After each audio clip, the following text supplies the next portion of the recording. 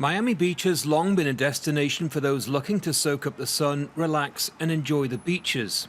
Welcome to Miami. Every year, students on their spring break typically gather along the city's iconic Ocean Drive in what's rarely a low-key affair.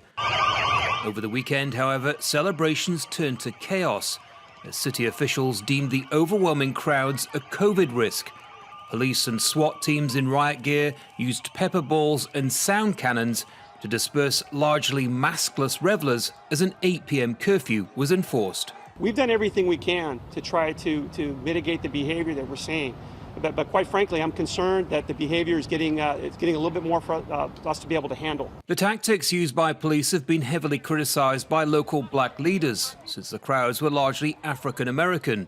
But the city's mayor says the risk from COVID, incidents of violence and gun crime left him with little choice. Too many people are coming here right now, and too many people are coming here with bad intentions.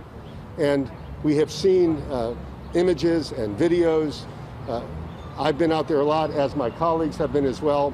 And although at times it is perfectly fine during the day, especially at night, there is no question that it becomes a place that feels a little bit out of control or a lot out of control.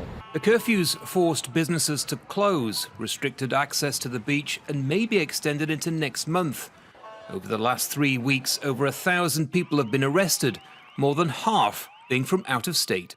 The problem with all this is that Florida's aggressively encouraged visitors to come here. The state's governor, Ron DeSantis, openly brags that South Florida is booming, fueled in part by cheap flights and hotel rooms.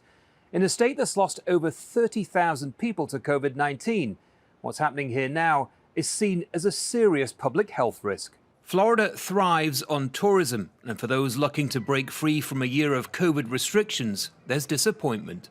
It's a little ridiculous considering that, we are paying to stay on the hotels on the Strip and we can't even have dinner. So I respect it and I understand, but it's not what I expected.